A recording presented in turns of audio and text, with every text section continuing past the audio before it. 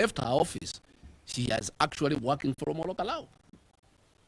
Nixon Coril, the Principal Secretary, State Department of Lands. Patrick Mariru, Principal Secretary, State Department for Defense. Alex Wachira, very notorious. He has even removed the transformers from Bere and taken them to Kalou. The transformers he took to Bere during the Bere by-election, he has now removed them and taken them to Kalou. Joseph Bogua, the Principal Secretary for State Department for Roads. All roads in Nyandarua, in all the neighboring constituencies, have stalled. But in Kalou, he is there launching roads. Mary Mudoni, the Principal State Secretary for Public Health, she was having, with Aden Duale, a medical campaign demanding IDs before people are treated. I don't know what an identity card would inform when you are treating somebody. I thought they are supposed to take their blood pressure, their temperature, and their sugar levels. But instead of doing that, finding out what is their BP, what's their sugar levels, what is their temperature, they just... Anan Wangombe, the Principal Secretary for State Department for Gender. Mr. Philip Mainga, the Managing Director of Kenya Rails Corporation. He brought a fake train in Kalou after 45 years absence, and it knocked a few vehicles because there are no signs anywhere. I'm asking the people for Kalou to avoid that train. It's a disaster in the making. Charles Karondo, the chairman of the Communication Authority, he has come to Kalou for 3 months. He's the one actually doing voter bribery at night. When he's not in Kalou, he's in Keharu, where he's been the sponsor to oppose the Nyoro. He's the one actually mapping all the homes for voter bribery. Mr. Ethokon, before you can threaten to cancel the election because of voter bribery, can you summon these state officers and pull them out of Kalou and let the law take its course? Don't be a crybaby. Why are you crying about voter bribery when the culprits are known and the law is in place? What are you telling the people of Kenya? You are crying to Kenyans to do what? You are the one who is supposed to take action against these people. Then you are shouting, oh, this election I can cancel, there's too much voter bribery, oh, there could be violence. You are the one charged with the responsibility of managing elections in Kenya, not the Kenyan people. What do you want the people of Kalou to do? I just wonder, yesterday, the fake deputy president and leader of majority Kebani Chung summoned deputy county commissioners in Gilgil and told them to create an infrastructure today to meet chiefs and assistant chiefs who shall be given money for bribery on Sunday night and on election night to go and bribe people in every house. So the chiefs and the assistant chiefs will be meeting Kindiki and Ichung'wa today. And Ichung'wa did tell them that they are in charge of IBC. In fact, Ichung'wa went ahead to tell the government officials that they have bought a house in Karen for Mr. Ethokon at 80 million. Ethokon did not have a house in Nairobi, he was living in Turkana. I want to challenge the chairman of IBC to confirm whether he has moved to Karen and how did he purchase this house. He has been in office for a year. His income is not sufficient to buy a house for 80 million. Is it true what Ichung'wa is saying, that the government has bought you a house in Karen so that you can bangle the 2027 general election? And Ichung'wa told the officers that they have instructed Ethokon to make sure that the UDA candidate is announced, the winner, even if he loses, even if people die. I want to challenge Ethokon. When did you move to Karen? You came from Turkana. You came to my neighborhood at a house of 80 million. Where did you get the money to buy a house for 80 million? It must be what Ichung'wa is saying, that they bought you the house and you do what they want. Mwangi Kujori has been calling the presiding officers and threatening them, offering them money to bangle the election. And those who refuse, he is intimidating them. That he has instructions to make from William Ruto to make sure the election is won. And he is telling them that if they don't help government, they'll face government wrath. I want to thank the returning officer and all presiding officers in Kalou. So far, they have been very firm. Please don't be intimidated. Kionjore Ichungwa Kindeki Ruto will take you nowhere. Live up to the oath you have taken to conduct free and fair election in Olokla. I want to say, do the right thing. Don't try to postpone this election. Make sure there is no violence. Talk to the IG to make a public statement that goons will not be allowed into Olokala. Because if there are no goons, extremely peaceful, and they don't want violence, commemoration of Gen Z protests, we saw police deployment in the city. How come they cannot secure a simple constituency in Olokala from goons, to the extent that the IBC chair is crying that he needs to postpone elections because of anticipated violence? We are asking IBC to discuss with the IG that plainclothes police officers are not deployed in Olokala because they are the ones who cause violence. They are the ones who cause violence in Bere. Plainclothes police officers are the ones who cause violence in Narok. They are the ones who are causing violence in Olokala. They are the ones that Eric Wamumbi and Betty Mine are planning to cause violence in Olokala. We want the IG to deploy only uniformed police officers in Olokala, so that if they cause violence, people can notice, they can take photographs and videos. We are asking plainclothes police officers to be kept off Olokala.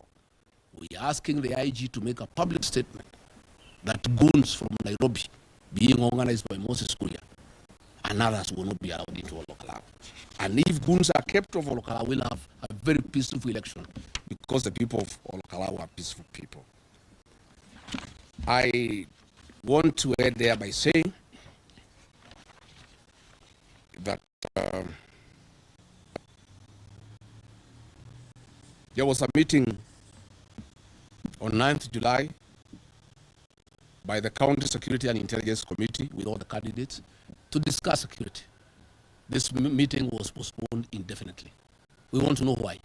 Again, 80% of all police officers from Olokala and Nyandarua have been transferred out of the county and new ones brought. Why? Again, we want to find out why has IBC decided to shut down the voters register before the Olokala by-elections. Is it to facilitate people who are not in the register to vote? We want the IBC chair to clarify why.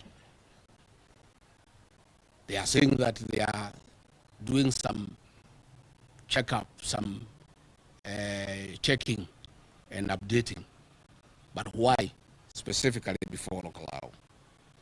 So we are saying, Mr. Thokon, before you threaten to postpone this election, please do your job.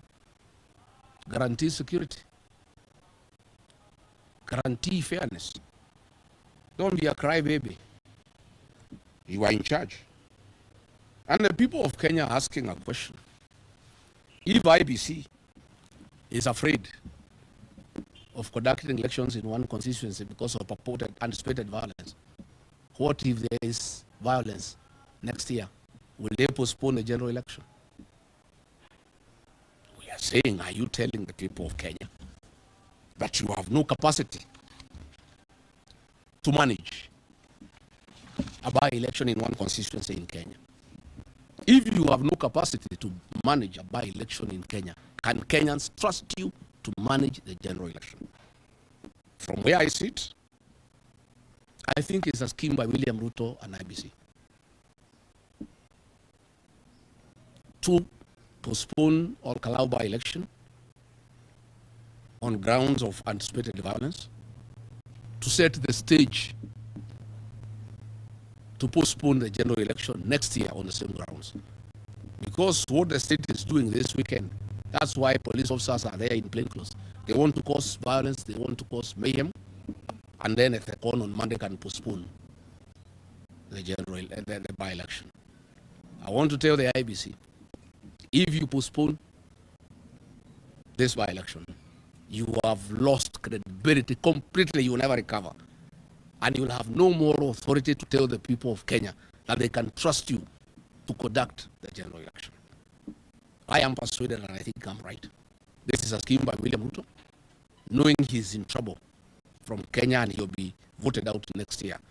to use Olkalau by-election as a precedence where they postpone the by-election on account of perceived and anticipated violence. And then next year, the government can cause violence across the whole country. And then the IBC commissioners can say, just like we did in Olkalau, we are postponing the general election. And then William Ruto can continue being in office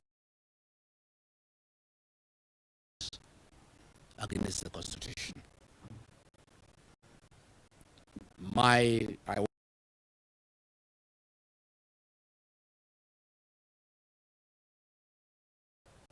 I want to say,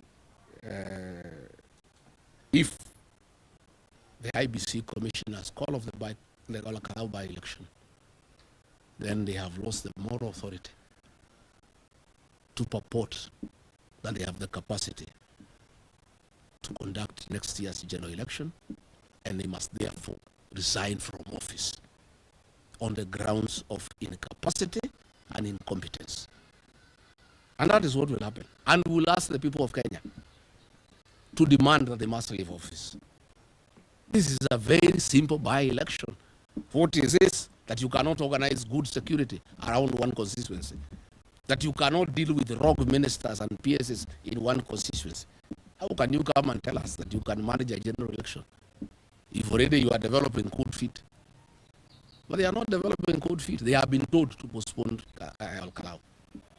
And for William Ruto, let me also tell you, my brother, because I was your friend once, those people you are giving money to campaign on Kalou want this election postponed because they want more money from you. They are saying if this election is over, they are not likely to get any more money from you. So they are also causing problems in Olkalau, Akina Kionjure, and others, like in Afin the Tau. Because they are saying you have been giving them too much money, 15 million shillings every day. They are saying they need that money to continue. So they would like the thing to be postponed for another time so that they can continue having money. Finally, I want to call for peaceful by-election in Olkalau. The Olkalau by-election for DCP is a local affair. We have left it to Senator Methu and Jikomuhea and the local people to do their politics. And I want to tell my brother Irungu Kang'ata, I heard him saying that he wants to come with the Damonanchi to Olkalau. We don't need you there for DCP unless you are coming to campaign for another party. If you want to come and campaign for UDA, please go ahead. If you want to come and campaign for Jubilee, go ahead, or any other party. But DCP, ours is a local campaign. We don't want confusion in Olkalau. The campaign has gone on for 3 months. Irungu Kang'ata has never been in Olkalau. He does not understand Olkalau. He doesn't understand the issues. He doesn't understand the narrative. He cannot come and bring Leader Mwananchi there to campaign the last day without knowing what the issues are and how the campaign is being done. That campaign has been going on for 2 months, led by Senator John Methu and others. You have not even talked to John Methu. How do you say you are coming to campaign for a candidate? You don't even know him. You have never seen him. You don't know the area. You don't know what is happening. For DCP, we have a local campaign. Even the principals of the United Alternative Government have requested them to let the people of Kalou do their own campaign. It's a local campaign with local issues, and we would like it to remain that way. That is what I have told Senator of Muraga to tell Irungu Kang'ata. As later Olkalau. It's not necessary. Let him leave the people of Olkalau to do their own campaign and deal with their issues the way they know how. I am on standby myself. I have not been to Olkalau because it's not necessary. The campaign is going on very well. But if the team leader, Senator John Methu, requests my presence in Olkalau, I'll be available. That request has not come. And I'm happy with what is going on. And it's going on so well that William Ruto wants the election postponed because he has spent money and people are not moving. 1 billion shillings. There is no change in Olkalau. So if you guys are going there to cover the by-election, make sure you carry change, otherwise you lose your money. The only currency in circulation is 1,000. So if you want tea, you must pay with 1,000, there is no change. So I'm just giving you free advice in case you are deployed in Kalou. Please, there's too much money and 1,000 shillings note, and you are likely to lose your money. So if you have not your chai, chukua cheji ya 100 moja. si ndio? Na hakuna hoteli ya kukaa, you know where to stay. All the places are full. And also be careful when you go there. Take care. The Twilight girls have also gone to Kalou. You know that what they do during the T-bonus. You know the T-bonus. They normally move where the T-bonus is. The bonus of this year is Kalou. All the Twilight girls from Nairobi, from Mombasa, they are in Kalou. If I go there myself, I'll also be very careful. I don't want to get in trouble with the Reverend Doctors. Yeah, so mkienda huko pia mjue iko namna hiyo. That is the atmosphere in Kalou. Nimeona nisaidie nyinyi kwa sababu ni marafiki yangu, msiende kupata shida huko. Si ndio? Yeah. And also Kalou is a good opportunity for many fellows who have run away from their homes on escapades. Wanasema tumeenda Kalou, wamechukua magafre, wameenda kuishi huko. So iko mambo mingi sana yanaendelea Kalou. Ndio watu wameniambia tunataka uchaguzi ishe turudi kwa mashamba. People have abandoned their farms. The Twilight girls need to go back to Mombasa and Nairobi.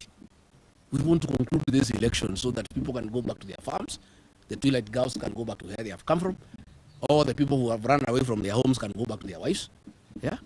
And also we can get normal currency so that we restore the dignity of the economy. Otherwise, the money has stifled the economy of Kalou. It's just too much confusion, you know, in the economy of Kalou. And you know it is not sustainable.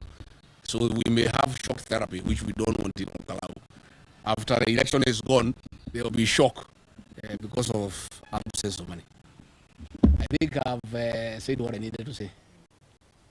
Sorry, Gachane.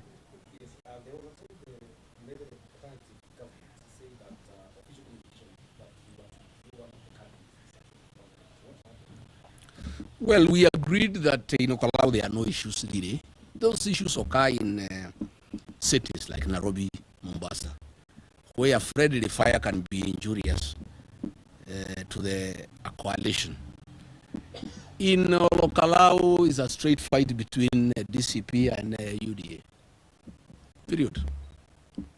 The rest we are not both agreed. It's a straight fight between DCP and UDA.